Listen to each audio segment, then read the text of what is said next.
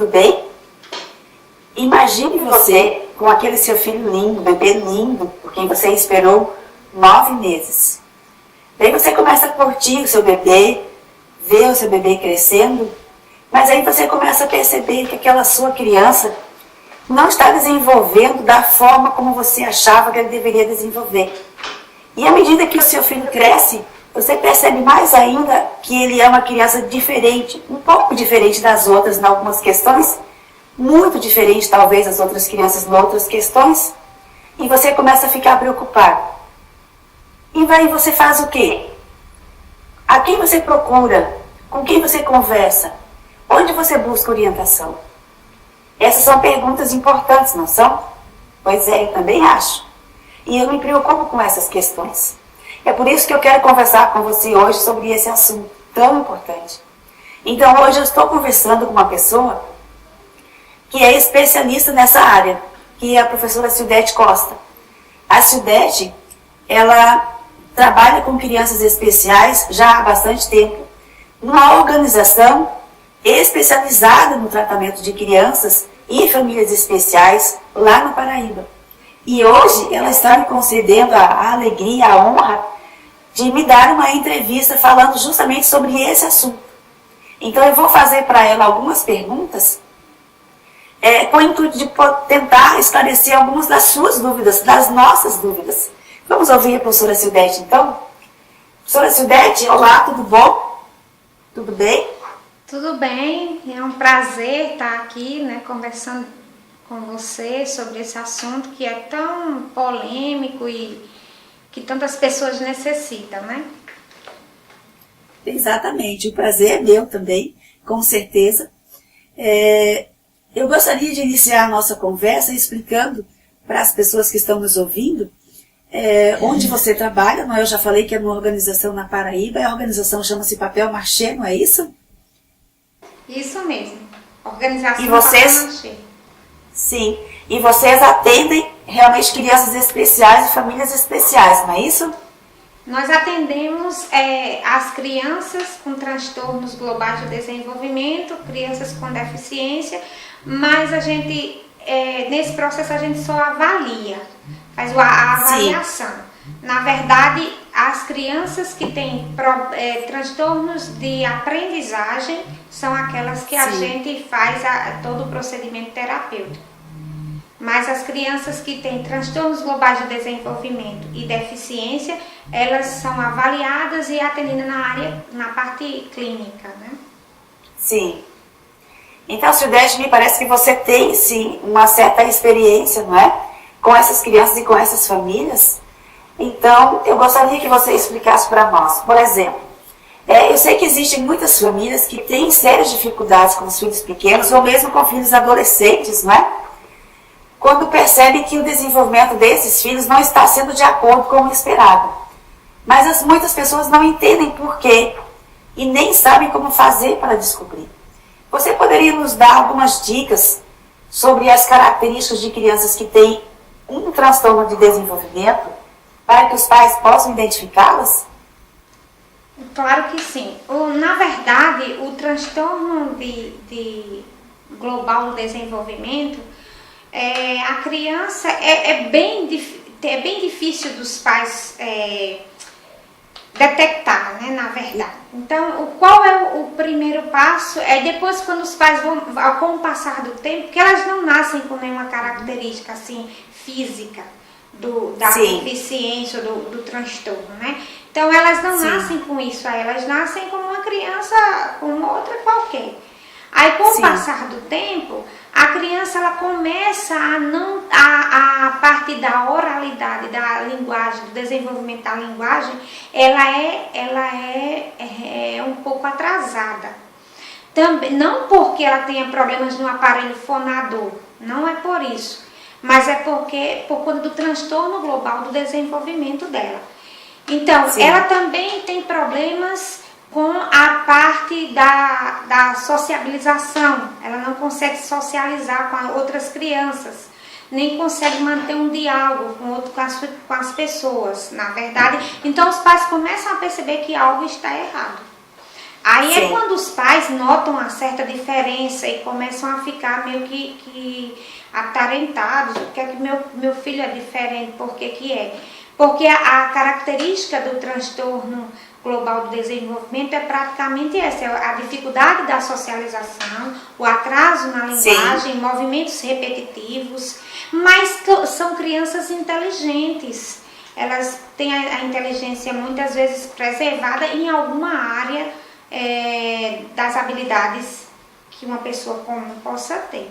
Então, geralmente, quando é uma síndrome de Asperger ou Asperger, como algumas pessoas falam, ela que faz parte do transtorno global do desenvolvimento, ele tem altas habilidades em alguma área do desenvolvimento, Sim. em alguma área do cérebro, né?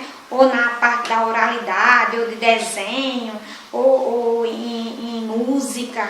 Então, essa criança, ela pode nunca ter tido contato com a música e de repente ela sabe ler partitura, ela sabe tocar um instrumento, como outra criança nunca saiba, como uma criança dita normal não sabe. Então, você fica assustado com aquela coisa toda maravilhosa que é um gênio, na verdade. Mas em termos de socialização, em termos da linguagem oral, de manter um diálogo, eles têm um atraso. Então, é quando a gente percebe. No caso do autista, né, ele é mais clássico, ele não mantém o diálogo, ele tem movimentos repetitivos, ele tem toque. Gosta de E as características são mais fortes, são não é? mais fortes, mais claras, né? mais claras. Então, já não mantém o diálogo com ninguém, já não consegue socializar com ninguém. Já o Asperger, né? Ele tem já uma certa socialização com as pessoas de casa, ele mantém um certo diálogo por pouco tempo, mas eles são gênios. E aí vem, né, porque aquele drama, a escola, né, acha estranho, o povo em casa acha estranho, a família acha estranho. Então, como fazer, né? Seria... essa é a diferença que existe praticamente o transtorno global do desenvolvimento. Não é que você tem uma deficiência mental, você não tem isso.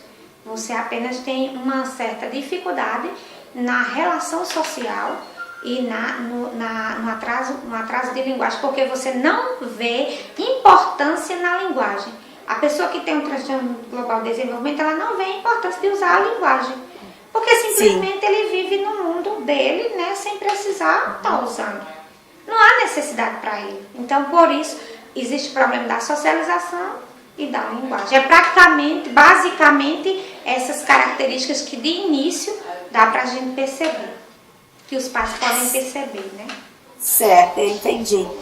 Agora, se eu como mãe, eu ouço você falar e eu identifico algumas dessas características no meu filho, por exemplo, o que eu devo fazer? Quem que você acha que eu devo procurar primeiro?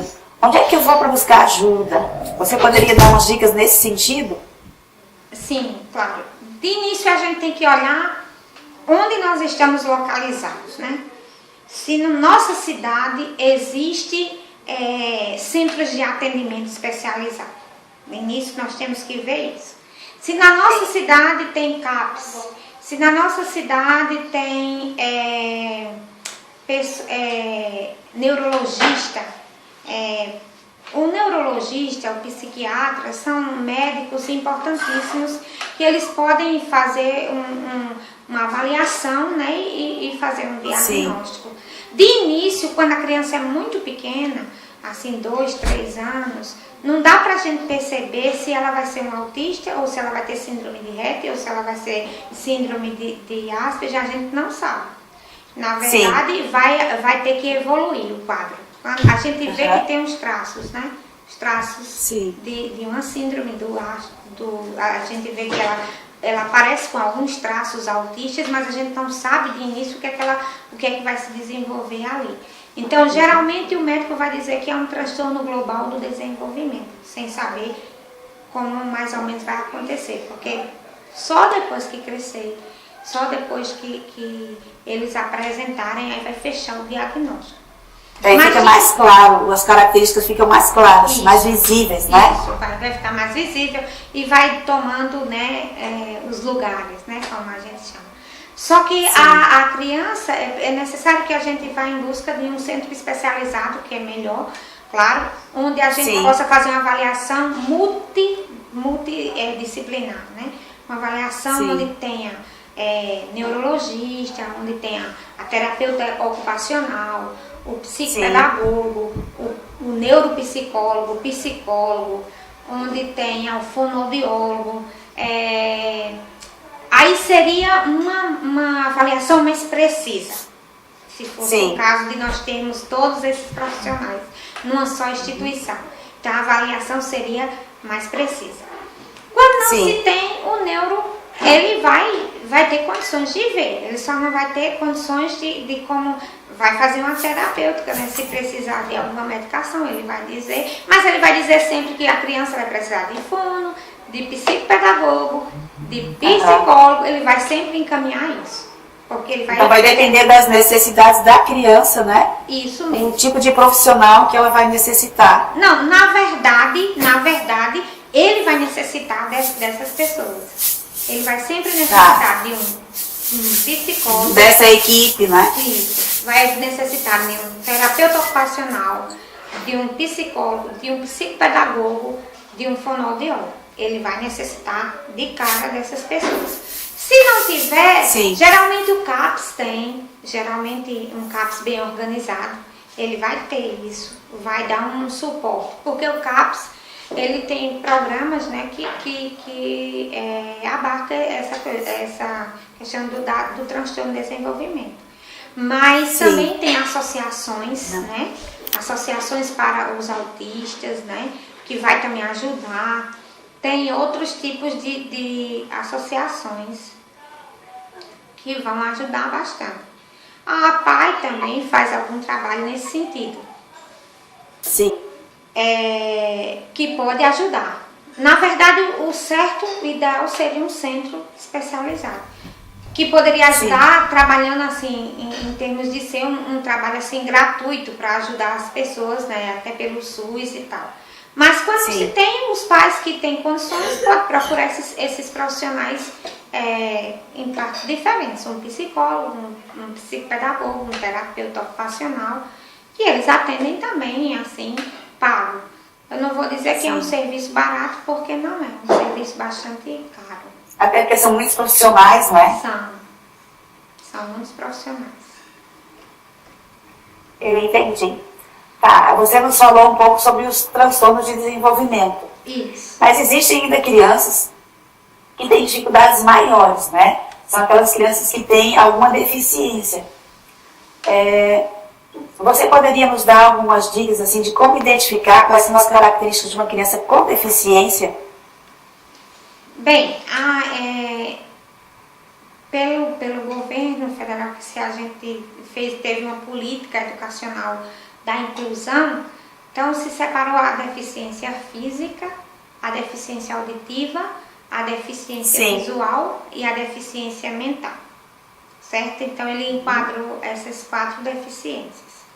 A deficiência mental é quando a pessoa tem realmente, uma pessoa que tem limitações, né, tanto de socialização como de comunicação, atraso de fala, atraso de desenvolvimento cognitivo, não tem noção de temporalidade, noção de higiene. Você vê que a diferença da idade mental para a idade cronológica existe uma discrepância muito grande. Então, essa é a característica da pessoa com deficiência mental. A deficiência física se caracteriza por pode ser uma hemiplegia, uma paraplegia, né? Uma paralisia cerebral, que durante o parto a pessoa pode ter tido algum problema, falta de oxigenação e de repente tem crianças que têm a parte cognitiva preservada, mas a parte física não é preservada, a parte motora, né? Então precisa de atendimento especializado. Vem também as crianças que tenham qualquer característica que tenha limitação motora, né, é considerada uma deficiência física. E vem a deficiência auditiva. A deficiência auditiva, ela se caracteriza se for, você tiver uma baixa audição, né, se você não, tem que estar dentro dos parâmetros da lei para considerar a deficiência auditiva. Você pode ter a deficiência leve, moderada e profunda. E quando você é a partir dos 41 decibéis da audição, onde seja nas frequências de 500, 1000, 2000 e 3000 kHz, né? Se você tiver nessas frequências, aí você considera, e a deficiência for bilateral, tem que ser nos dois ouvidos. Se você tiver nos dois ouvidos, aí ou você é considerado uma pessoa que tem uma baixa audição, ou você é considerado um deficiente auditivo, né? Então, você é uma pessoa deficiente auditiva. Vai desde a pessoa que lê lábios, ou a pessoa que faz uso de libras, da língua de sinais, a língua brasileira de sinais.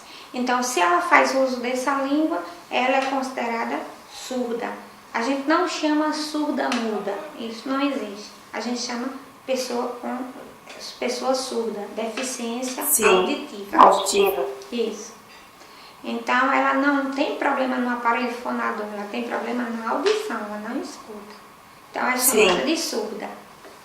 Então, ela é uma pessoa que ela tem como... é considerada essa deficiência porque ela bilateralmente, ela não escuta. Se ela escutar só em um ouvido, ela é deficiente, mas ela não é uma pessoa com deficiência totalmente, porque um ouvido faz o trabalho do outro ouvido. Então ela tem uma limitação, mas não é deficiente, né? Pela lei. A lei que hoje rege o nosso país. A outra deficiência é a deficiência visual. A deficiência visual vai desde baixa visão até a visão subnormal, né? E a cegueira. Então, a baixa visão tem que seguir uma escala, né? Onde existe a acuidade visual da pessoa. A pessoa, a partir de 20/60, a sua visão com correção. Se você tiver uma visão com correção, que é o óculos, né, e ela já dá 20/60 no olho e for mais aumentando mais ainda, 20/70 e assim sucessivamente, então ela é uma pessoa com baixa visão, depois visão subnormal e depois a cegueira, né, total. Então essa pessoa, ela é deficiente visual. Que precisa também de cuidados adequados, de coisas que devem ser feitas em relação para que ela possa viver melhor e ela possa ser empoderada, né, na nossa sociedade. Todas essas pessoas. Agora, também é considerada deficiência, né, no nosso país, altas habilidades, superdotação. Antigamente as pessoas achavam que quem era superdotado, até veio esse nome, superdotado, era aquela pessoa que sabia de tudo, que era tudo um gênio em todas as áreas. Mas com essa nova nomenclatura dada, que é altas habilidades e superdotação, significa que uma criança, ela também, uma adolescente, ela pode ter altas habilidades em uma área só, ou mais de uma, e em outra tem um problema, tem um atraso, não conseguir. Então isso significa que ela também precisa de ajuda, ela também precisa de cuidados especiais, de cuidados de atendimento educacional especializado. Então essas crianças, elas seriam aproveitadas mais se fossem vistas de outra forma. Existem essas pessoas também que fazem parte desse grupo, né, que são das deficiências, e aí eles estão também, as altas habilidades, superdotação. Sim, então eu entendo que existem as deficiências físicas, que essas são mais fáceis para os pais, para a família observar, evidentemente, né? Isso. E existe a deficiência mental, que essa é um pouquinho mais complicada para a família identificar pelo menos no início, não é? Isso. E existem essas questões que você falou aí, que são mais delicadas ainda para a família identificar, né? Inclusive, Então, Claudilene, a pessoa que é surda, né? Digamos, a criança que nasce surda, geralmente ela é confundida com autista. Então é preciso que o diagnóstico em primeira mão é que o pai procure saber logo se a criança escuta. É tanto que as maternidades já fazem o teste da orelhinha, né? O teste do olhinho. Por que são importantes? Para que detecte logo, para a criança não ser confundida com autista, porque ela não escuta, ela não vai interagir. Então vai faltar a interação, né? Isso. E o balbúrcio ali no início, nos primeiros meses, por falta da audição. Da audição, isso mesmo. É interessante essa dica, realmente. Isso. É necessário que se faça, em primeiro lugar, um exame de audiometria. Ou o teste da orelhinha. É justamente isso que eu vou perguntar, né? Certo. No caso de eu identificar o meu filho com alguma dessas características que você falou, né? Com alguma dessas deficiências, o que eu faço? Aonde eu vou? A quem eu busco? Certo. Se for deficiente físico, geralmente quando houve uma falta de oxigênio no cérebro, né? Durante o parto. Aí, no início a gente não vê muita coisa, a criança parece normal, mas ela vai apresentar uma hipertonia, que eu diria que é uma rigidez nos músculos, né? Aí ela vai ter aquela coisa esquisita, diferente, essa rigidez, quando é bebezinho. Mas depois ela vai apresentando, realmente ela não vai desenvolvendo, aí ela vai apresentando um atraso mesmo. E aí a gente vai ver, ela não vai sentar, ela vai ter o corpinho, não vai ter a sustentação que a gente chama sustentação do tônus, né? O tônus. Aí ela vai ter a cabecinha, ela não vai corresponder àquelas fases do desenvolvimento do bebezinho, que é sentar aos 5 meses, engatinhar, todas essas questões. Então ela vai precisar muito, o físico vai precisar de fazer fisioterapia, que a gente chama da estimulação precoce, que é o fisioterapeuta que faz. Então, se o pai puder e a mãe detectar isso no início, muita coisa vai ser evitada, muitas coisas.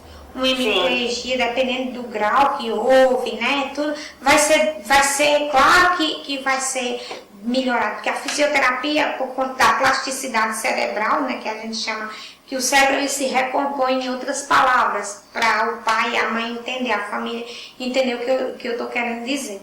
Então, assim, com esses exercícios físicos que o fisioterapeuta faz, o cérebro ele começa agora a se reconstruir.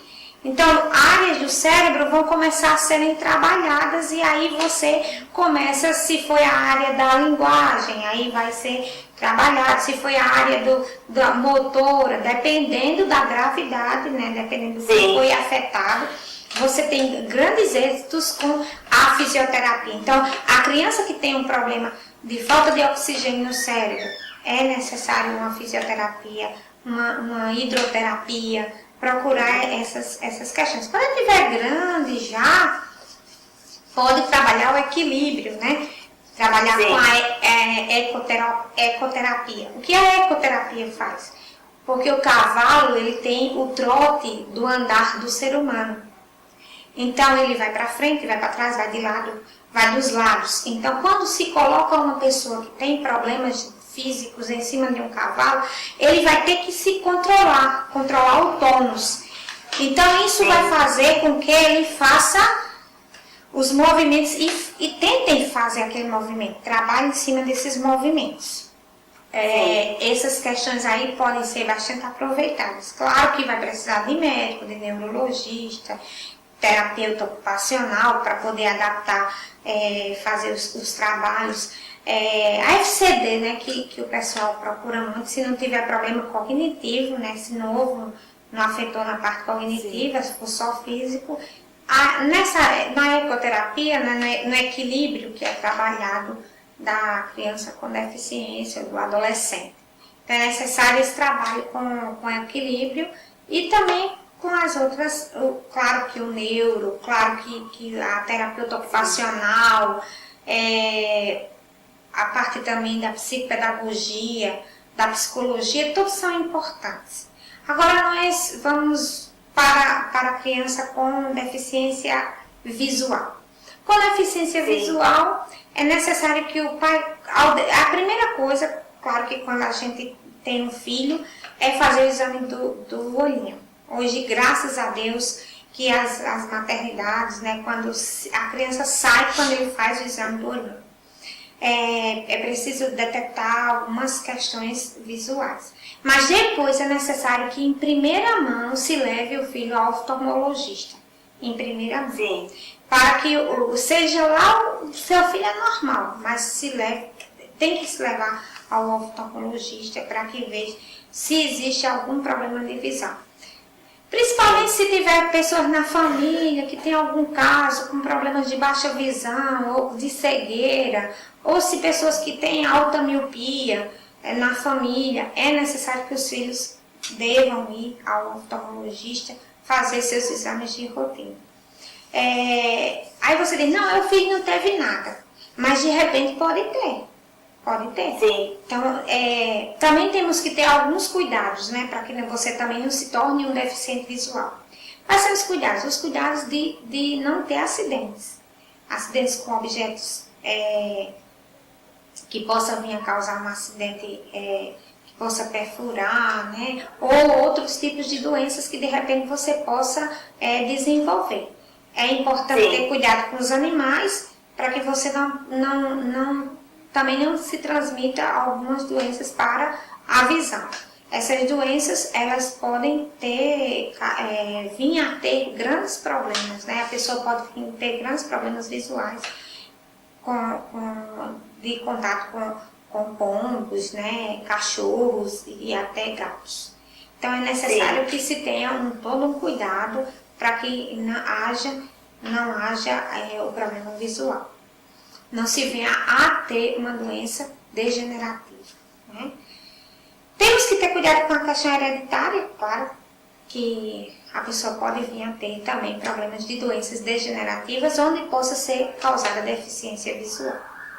É necessário que a cada questão que você possa sentir, seu filho está pegando um papel, olhando bem próximo do papel, ou qualquer coisa que ele vai ver, ele aproxima da visão, é muito importante que se leve ao oftalmologista. Isso é uma das características que a gente pode detectar e pode evitar muitas coisas. A outra questão é com a pessoa com deficiência, eu falei deficiência física, visual, agora auditiva. O que o pai tem que fazer quando detecta a questão da deficiência auditiva? A deficiência auditiva é verificar em primeira mão, quando se sai também da maternidade hoje, se vê já o teste da orelhinha. O teste da orelhinha é para saber se a criança está ouvindo. Depois, você procurar também um otorrino, verificar questões de doenças que a gente possa adquirir, como alergias, tudo, e verificar quanto estamos ouvindo. A criança tem que ter, a gente tem que evitar, por exemplo, se você tem uma perda auditiva, você tem que evitar certos tipos de fone de ouvido, essas questões, porque pioram a audição. Também, hoje em dia, os adolescentes têm um costume muito grande de colocar o fone de ouvido e ficar ouvindo muita altura. Isso também é muito significativo. A pessoa pode perder a audição por isso. É importante que a gente esteja atenta a se a criança não percebe, você olha assim, a criança não percebe nenhum som, nenhum barulho, é necessário levar ao otorrino para que possa se fazer uma audiometria, que é o exame que se faz para saber quando ele já é grandinho.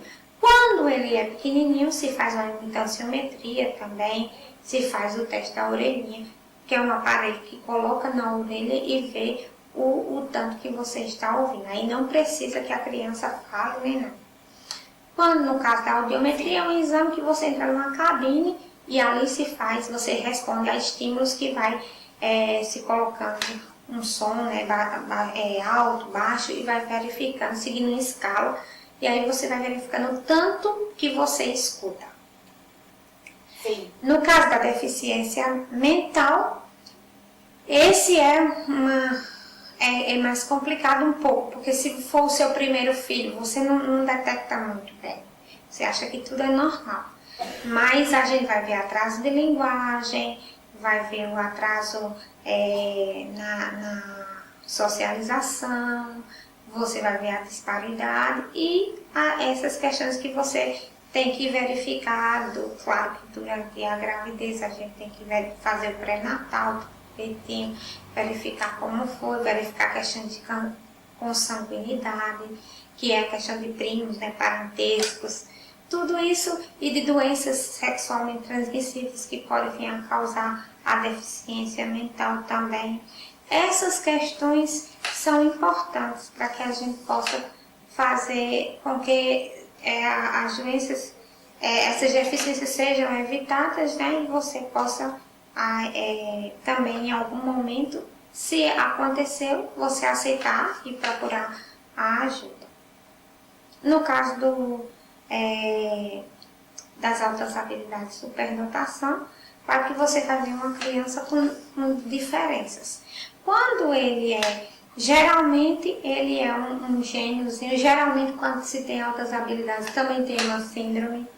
Então a gente vai vendo as diferenças, né?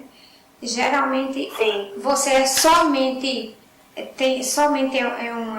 tem altas habilidades, mas geralmente você tem outra coisa por trás e é importante que se pesquise. E você vai ver que essa pessoa sempre tem dificuldade na socialização, na comunicação, mas por outro lado é um verdadeiro gênio. Ok.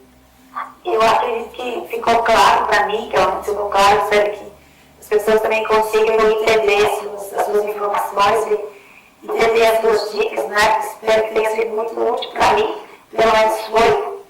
Eu quero então agradecer a sua participação, Sudete, aqui comigo, no Vida Boa em Família, com um assunto tão importante, né? Falando sobre as nossas crianças especiais, que são aquelas crianças que têm transtornos e que têm deficiência, trazendo essas dicas que você trouxe para nós. Eu acredito que elas foram úteis e podem ser utilizadas pela maioria das famílias. Então eu quero agradecer a tua presença aqui comigo, agradecer a tua disponibilidade, não é? Desejar tudo de bom assim, no teu trabalho lá na Palma Cheia. Eu sei que você atua lá como psicopedagogo clínica, mas você também faz a coordenação geral do grupo, não é? Que você já me falou. Então, eu desejo tudo de bom e espero que vocês continuem fazendo o trabalho muito bonito que vocês têm feito aí na tua cidade, tá? Eu desejo realmente tudo de bom para você. Muito obrigada, então. Eu também quero agradecer, né, a vocês, mas eu quero deixar uma dica muito importante, que Sim. não apesar da a gente falou aqui de várias deficiências, de transtornos globais de desenvolvimento, de tudo isso, mas eu queria deixar uma dica importante para o pai, para a mãe, para a família. Que Sim. Antes de tudo, essa pessoa é uma pessoa e é seu filho. E você deve amar com muito carinho, deve tratá-lo como outro filho que você tenha dito normal e deve considerá-lo uma pessoa como outra qualquer. Outra pessoa, que ela é especial, mas os outros também são especial, porque você também é especial, porque você é especial, porque você é ser humano. Então, mesmo que venha a ter tudo isso, mas antes de tudo, é uma pessoa que está ali e que precisa apenas de carinho e de muito cuidado, de muito amor, como todos os outros precisam. E é um filho amado, né? E é um filho amado. E é isso que a gente tem que ver. Que antes de tudo, que antes de ter uma limitação, que antes de tudo, ele é o seu filho. É isso mesmo. Valeu, então, professor, pela dica. Muito obrigada novamente. Muito obrigada a você também pela sua atenção. Eu espero que essas dicas realmente sejam úteis na sua vida. Se não na sua vida, quem sabe na vida de alguém que você conheça. Então fica a minha dica agora. Se você não tem os filhos tão especiais quanto esses que nós estamos falando, mas conhece alguma família que precisa ouvir as nossas dicas? Dê a sua dica e indique a entrevista da professora Cidete. Muito obrigada, então, pela sua atenção. Um forte abraço para você.